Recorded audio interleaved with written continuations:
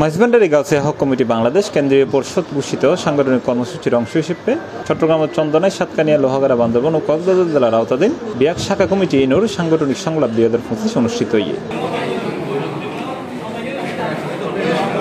12 তারিখ শনিবার বৃক্ষরোপণ কর্মসূচির অংশ হিসেবে ফলজ ও বনজ গাছ বিতরণের মধ্য দিয়ে উপজেলার 2000 পৌরসভা মাইজভান্ডারি গাউসিয়া হক কমিটি বাংলাদেশের চন্দনেশ উপজেলার সাংগঠনিক সমন্বয় কার্যালয়ের ব্যবস্থাপনায় 2000 জামিজুরি আব্দুর রহমান উচ্চ বিদ্যালয়ের হল রুমত দিনব্যাপী এই সাংগঠনিক সংলাপ অনুষ্ঠিত হয়। মাইজভান্ডারি গাউসিয়া হক কমিটি বাংলাদেশের কেন্দ্রীয় পরিষদের সভাপতি রেজাউল আলী জসিম চৌধুরীর সভাপতিত্বে অনুষ্ঠিত সংলাপত অতিথি হিসেবে উপস্থিত আছেন মাইজভান্ডারি গাউসিয়া হক কমিটি বাংলাদেশের কেন্দ্রীয় পরিষদের সদস্য।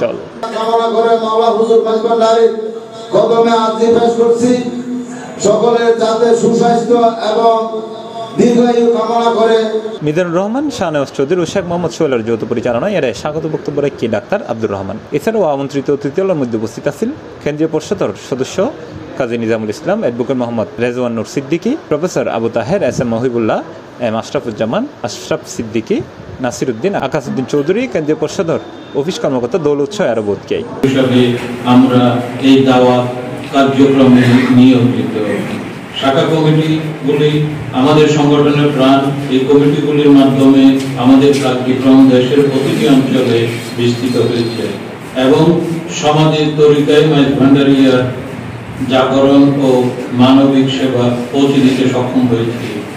আমাদের এই সংলাপে আমরা শুনব শাখা প্রতিনিধির অভিজ্ঞতা, মতামত ও প্রস্তাবনা, যাতে করে আমরা আরো কার্যকর, গতিশীল ও সুসংগঠিতভাবে সমাজ ও জাতির কল্যাণে কাজ করতে পারি।